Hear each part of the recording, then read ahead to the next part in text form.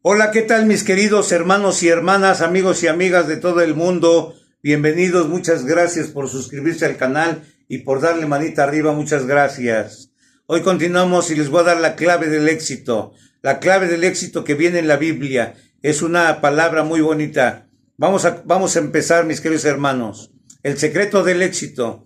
En este tema yo voy a continuar con algunos de los secretos del éxito. De hecho, yo voy a tratar con una específicamente, con la clave principal para la oración eficaz, y a pesar de que esta clave es claramente presentada a través de la Biblia desde el Antiguo Testamento hasta el Nuevo, yo creo que la mayoría de los cristianos no son conscientes de que ésta exista. Me parece que la falta de uso de este importante secreto del cual voy a estar hablando es una fuente principal de la ineficacia en el cuerpo de Cristo. Voy al sermón del monte donde Jesús está dando instrucciones acerca de cómo orar y quiero tomar dos pasajes paralelos. El primero de ellos está en Mateo 6, 5 y 6, donde Jesús dice, y cuando oréis, no seáis como los hipócritas. Y luego él describe cómo son los actos de los hipócritas. Y luego dice en el verso 6, pero tú cuando ores, ora de esta manera. Así que él usa la frase cuando ores dos veces. La primera, él inicia con una negación. No oren como los hipócritas, pero él no finaliza ahí.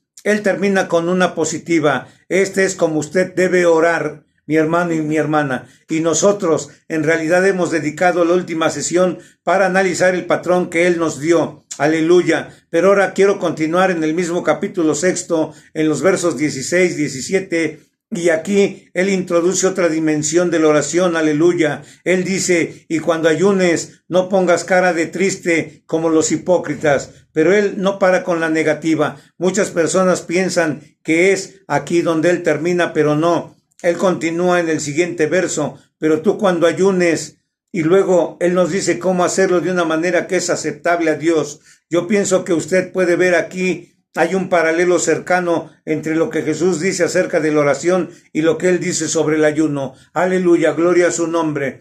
Primero que todo, él dice cuando usted ayune, luego él dice no lo haga de esta manera, hágalo de esta forma, pero a mi manera de ver la frase cuando usted ore indica que Jesús, aleluya, espera que sus discípulos oren.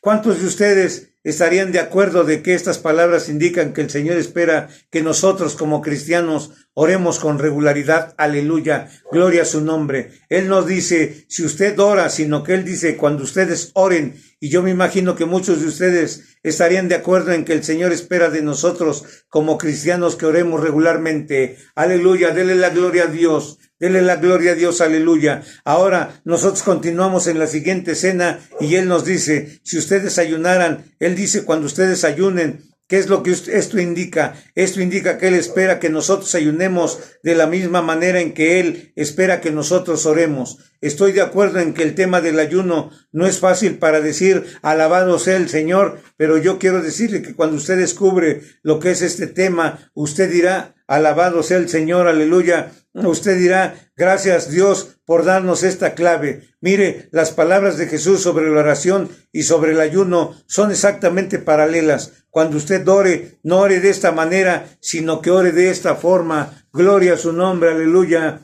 Cuando usted ayune, no ayune de esta manera, sino que hágalo de esta forma. A su nombre la gloria, aleluya. Así que Jesús colocó la oración y el ayuno exactamente en el mismo nivel. Mi conclusión es que si Él espera que nosotros oremos, Él también espera que nosotros ayunemos. Gloria a su nombre. Lutero llegó a la conclusión, pero el que yo tengo en mente es John Wesley. Yo leí los escritos de John Wesley. Esos me conmueven y me estimulan. Y él dijo algo en este sentido. Yo estoy persuadido que si un cristiano ha entendido la necesidad de ayunar y no practica el ayuno, él va a resbalar de la misma manera en que un cristiano que ha entendido la necesidad de orar y no ora. Aleluya. Y John Wesley no ordenaría en el ministerio metodista a ningún hombre que no se comprometiera personalmente a ayunar todos los miércoles y viernes hasta las 4 de la tarde. Ese era un requerimiento básico para ser ordenado en el ministerio metodista, aleluya. Usted puede decir, bueno, ¿y cuál es el propósito del ayuno? Bien, ¿es solo para hacer que la vida sea más difícil para mí? No, o para negarme a los placeres? No, mi respuesta sería no, sin duda alguna. Hay una serie de numerosos propósitos, pero yo solo voy a tratar con uno de ellos, y es este. Esta es una forma designada por Dios para humillarnos a nosotros mismos. Yo les mostraré a ustedes esto muy claramente basado en la Escritura. La única y la más grande barrera para conseguir una respuesta a nuestras oraciones es el orgullo.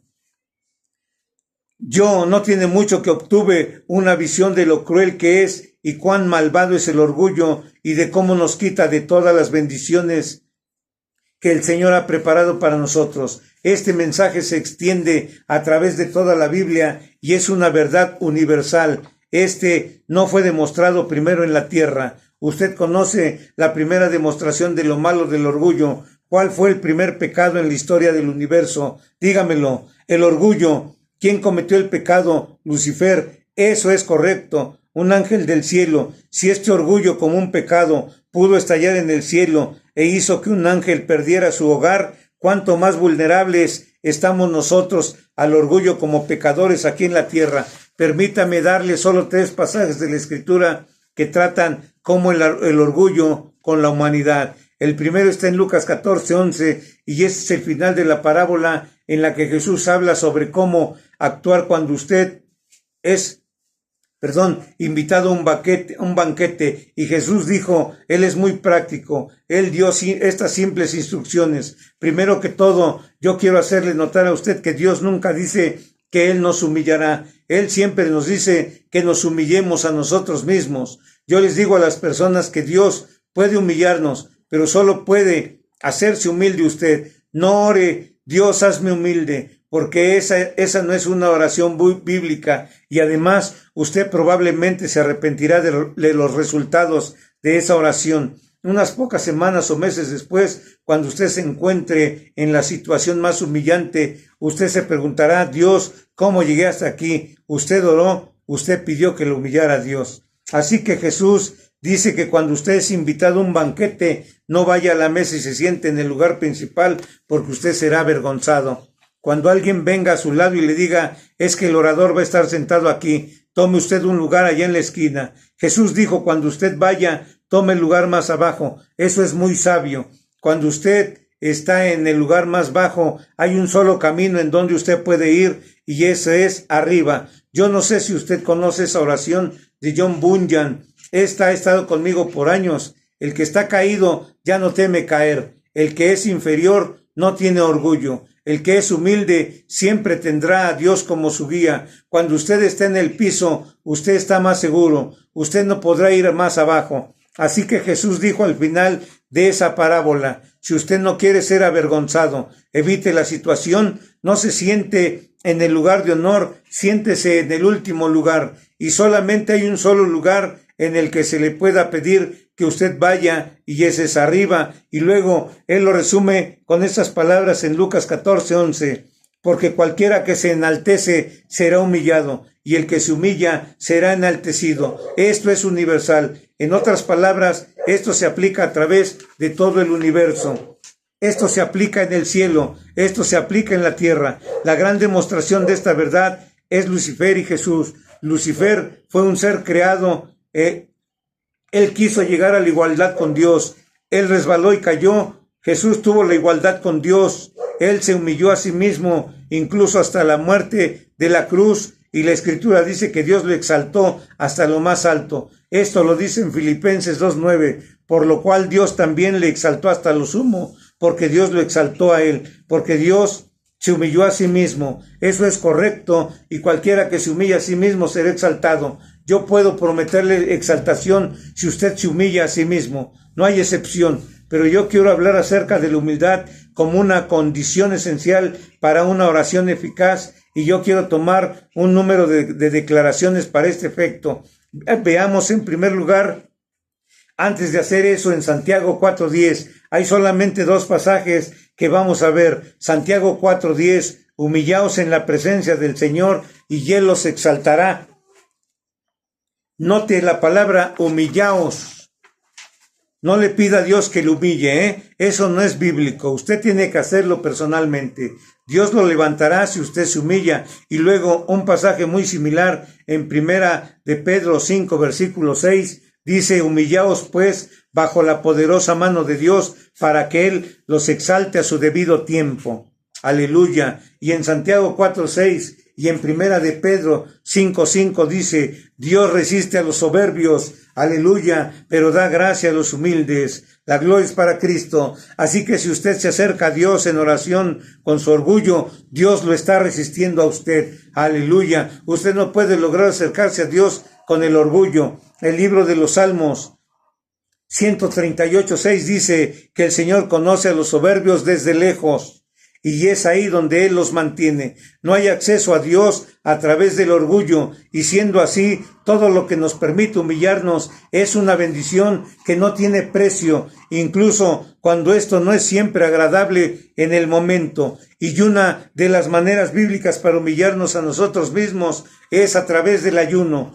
Yo voy a mostrarles esta verdad a través de la Biblia. Yo voy a estar comenzando con una declaración de David, una declaración muy sencilla en Salmo 35:13, donde él dice: humillé mi alma con ayuno.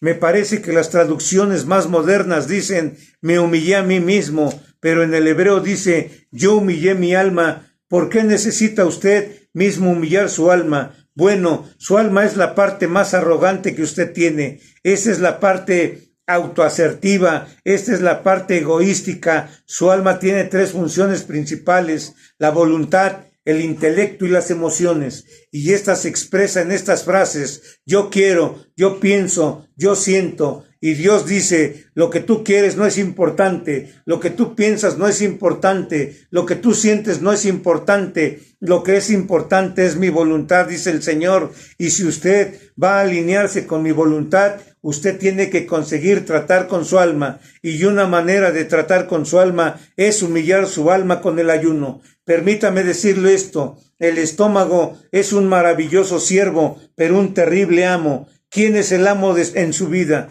¿Usted o su estómago? Esta es una buena pregunta, y es una pregunta que todos tenemos que enfrentar. Créanme, las personas que están en el ministerio no están exentas de esta pregunta. Yo he peleado la batalla con mi estómago muchas veces, pero cuando yo logro la victoria, yo consigo ser bendecido. No siempre es inmediatamente, no siempre es de manera espectacular, pero en un sentido u otro, yo estoy bajo la bendición de Dios. Y luego, si yo llego a ser arrogante, Dios retira su bendición. Yo digo: Dios, ¿qué pasó? Y Él gentilmente me indica que de una forma u otra en la que he llegado a ser orgulloso y autoasertivo de nuevo. Usted quiere hacerlo a su manera, usted está dejando que su voluntad, su alma hablen, y eso tiene que ser puesto bajo sujeción a su voluntad de Dios, a su palabra de Dios y a sus caminos de Dios. Así que echemos un vistazo a unos pocos ejemplos, de hecho, solamente a dos. En primer lugar, el día de la expiación en Levítico, capítulo 6, versículo 29-31. Este es un capítulo extenso y en él están las ordenanzas para el día de la expiación, lo que las personas judías llaman el Yom Kippur. Este es el día más sagrado del calendario judío desde entonces y hasta ahora.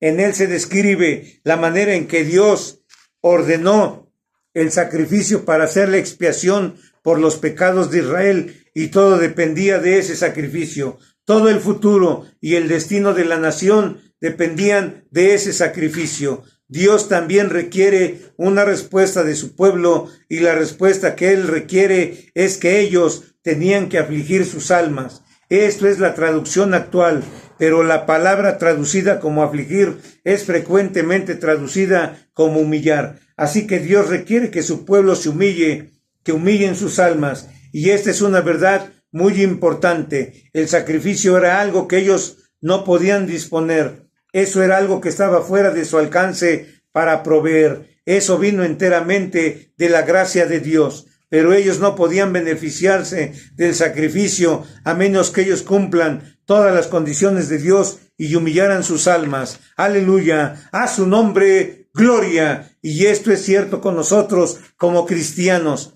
El sacrificio de Jesús en la cruz es completo, es perfecto. Nosotros nunca podremos añadirle nada, nosotros nunca podremos tomar nada de Él, pero para nosotros beneficiarnos de Él, aleluya, gloria a su nombre, tenemos que reunir las consecuencias de Dios tan ciertamente como Israel lo hizo. Y esta es la condición que Dios fijó, versículo 29 y siguientes de Levítico 16:29. Y esto os será un estatuto perpetuo. En el mes séptimo, a los 10 días del mes, humillaréis vuestras almas y no haréis obra alguna. ¡Aleluya! Ni el nativo, ni el forastero que reside entre nosotros. ¡Gloria a su nombre! 30. Porque en este día será expiación por vosotros para que seáis limpios. Seréis limpios de todos vuestros pecados delante del Señor. Aleluya. Os será día de reposo, de descanso solemne, para que humilléis vuestras almas. Es estatuto perpetuo.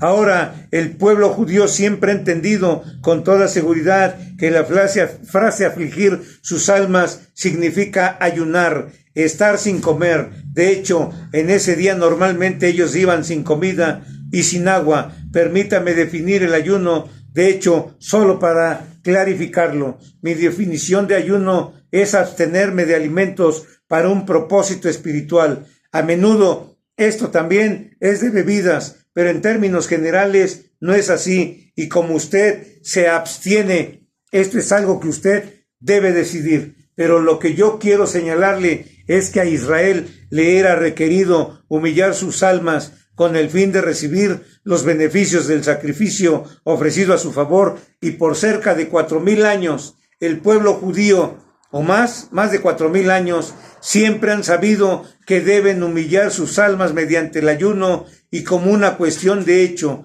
Esta es una práctica ininterrumpida en la historia del pueblo judío desde el tiempo de Moisés hasta este día. En el día de la expiación, ellos afligen sus almas a través del ayuno. Y en el Nuevo Testamento, en Hechos 27:9, este es llamado el ayuno. ¿Cuál es una confirmación del Nuevo Testamento? El ayuno del Antiguo Testamento es una confirmación en el Nuevo Testamento.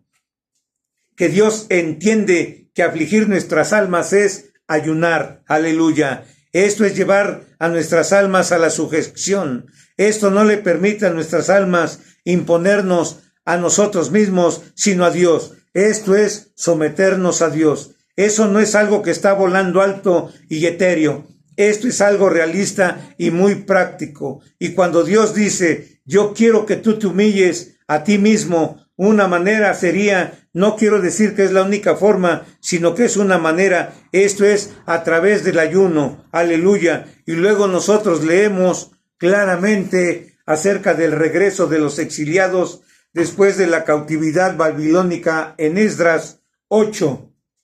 A Esdras le fue asignada la tarea de liderar el regreso de un grupo de exiliados desde Babilonia hasta Jerusalén. Ese fue un viaje de 4 meses en aquellos días. Y ellos debían pasar a través de un territorio en el que había bandidos, ladrones y enemigos de Israel. No solo lo hizo Esdras, sino que había mujeres y niños con él, y además él tenía mucho de los más preciosos vasos del templo para llevarlos de vuelta. La pregunta era cómo iba a conseguir pasar de una manera segura, y esta es la solución de Esdras. Leamos en Esdras capítulo 8, comenzando en el verso 21. Entonces proclamé allí, junto al río Acaba, un ayuno para que nos humilláramos delante de nuestro Dios, a fin de implorar de Él un viaje feliz para nosotros, para nuestros pequeños y para todas nuestras posesiones.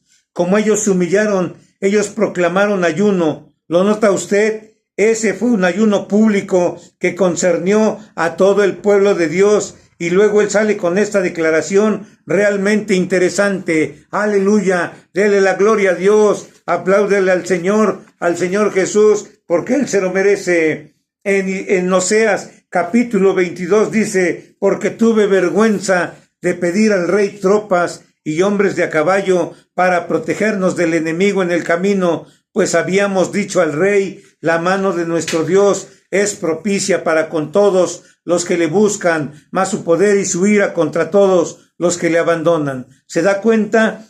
Esdras se había puesto en un lugar por su testimonio en el que él tenía que probar realmente lo que había dicho. Él le dijo al rey, nuestro Dios es poderoso, Él es el Rey del cielo, Él nos protegerá. Entonces se le asignó la tarea de liderar estos exiliados de regreso a través de una situación muy peligrosa, y él dijo, yo no podría haber ido al rey y pedirle por una escolta, por soldados y por caballerías. Pero, ¿cómo podría eso encajar con mi afirmación de que nuestro Dios protege a su pueblo? Usted ve que a menudo esto nos pasa. Nosotros testificamos y luego nosotros tenemos que vivir a la altura de nuestro testimonio.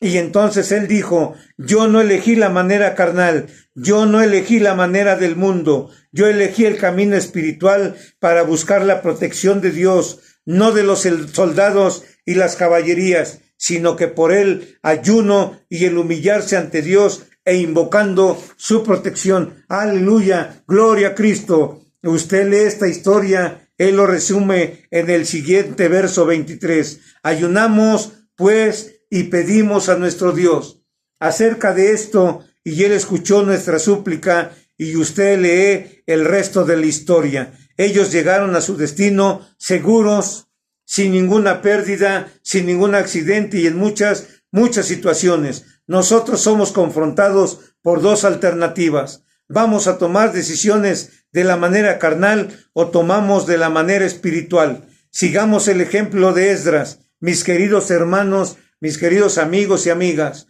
La manera en que Dios funciona es práctica, no es solamente teoría. Ahora bien, permítanme considerar por un momento a las personas bajo el juicio de Dios. Si el juicio de Dios fuera a ser proclamado sobre la nación de México y nosotros quisiéramos evitarlo, y eso podía fácilmente ocurrir, yo no creo que esto está muy lejos. ¿Qué podríamos nosotros hacer? Nosotros podríamos ayunar y humillarnos ante Dios. Vea, había un rey terrible y malvado en Israel llamado Acab.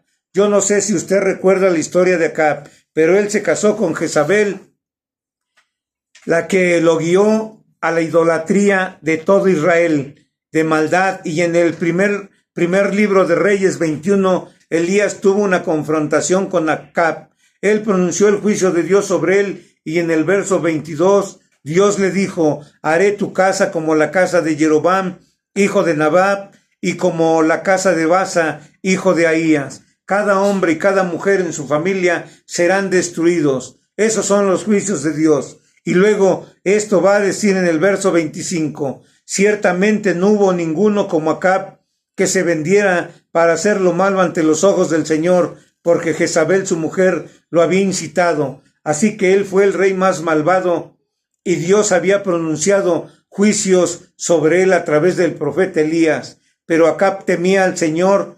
En el verso 27 dice, oyó estas palabras, rasgó sus vestidos, puso cilicio sobre sus carnes y ayunó, se acostó con el cilicio y andaba abatido. Entonces la palabra del Señor vino a Elías Tisbita diciendo, ¿ves cómo Acab se ha humillado delante de mí? Vean que no dice mi siervo Acab, dice Acab, porque lo tenía de lejitos, porque se ha humillado delante de mí. No traeré el mal en sus días, pero en los días de su hijo traeré el mal a su casa. Ahora, hay un hombre señalado como el rey más malvado de Israel hasta ese momento. El juicio de Dios fue pronunciado sobre él y su familia, pero cuando él se humilló a sí mismo con ayuno, Dios dijo, no traeré juicio en sus días, aleluya, alabe a Cristo, alabe a Jehová, aleluya, aleluya. Si el ayuno pudo hacer esto por Acab, ¿qué podría hacer por usted y por mí como hijos de Dios? ¿Ve usted el potencial? Y luego en la historia de Jonás y su mensaje a Nínive, nosotros leemos cómo él caminó dentro de la ciudad, una muy mala, violenta y malvada ciudad, y él proclamó que en 40 días la ciudad sería destruida. Ese fue el mensaje de Dios. Aleluya. ¿Cómo respondieron los habitantes de Nínive? Esto dice en Jonás 3:6. Cuando llega noticia al rey de Nínive, se levantó de su trono, se despojó de su manto, se cubrió de cilicio y se sentó sobre ceniza. Él hizo que toda la ciudad ayunara, incluso hasta los animales ayunaron. Aleluya. Y al final dice que, y vio Dios sus acciones que se habían apartado de su mal camino, entonces se arrepintió Dios del mal que había hecho, que les haría, y no lo hizo. Gloria a su nombre, Dios misericordioso, Dios grande, Dios poderoso, aleluya. Una ciudad gentil, notoria por su maldad, escuchó el mensaje de un profeta una sola vez y se arrepintió con ayuno y lloró. Dios perdonó a toda la ciudad y Nínive fue salvada del juicio por más de 100 años a partir de ese momento. Así que si el ayuno hizo esto por Nínive, ¿qué podría hacer por esta nación? ¿Qué podría hacer por su familia? ¿Qué podría hacer por sus hijos? ¿Qué ocurriría donde la gente de Dios se humillaran a sí mismos, clamando al Rey, clamando a Dios, clamando a Jesucristo, el Hijo de Dios? Y luego, para evitar el desastre, si usted lee el libro de Esther, usted leerá cómo Amán había logrado llevar a cabo un complot en el cual la nación judía entera en el territorio del reino de Persia iba a ser destruida. Yo supongo que cada judío en la tierra en aquellos días estaba en este reino, ya que este mismo se conformaba de 120 provincias y se extendía desde la India hasta Etiopía. Y el anuncio había salido que había en el palacio del rey una judía cuya nacionalidad era desconocida. Ella era Esther, y su primo Mardoqueo le envió un mensaje y le dijo: no piensas que vas a escapar más que otros judíos en el palacio del rey, porque quién sabe si tú estás allí para un momento como este. Entonces Esther aceptó el reto y ella dijo: ve, Mardoqueo, y reúne a todos los judíos que están presentes en Susa y ayunen por mí. No coman ni beban por 3 días, noche y día. Mis doncellas y yo ayunaremos de la misma manera, y después iré al rey, lo que es contra la ley. Y si he de perecer, que perezca. Usted lee el resto de la historia y un edicto adicional fue emitido. La situación entera fue completamente invertida y eso terminó en un triunfo para la gente judía y la preservación de la nación judía. Denle la gloria al Señor, aleluya. Gloria a su nombre, aleluya. ¿Qué cambió la historia? ¿Cuál fue el punto de cambio cuando el pueblo de Dios ayunó? Vea, yo pienso que sería casi imposible exagerar el potencial que hay en el ayuno para cambiar el curso de la historia.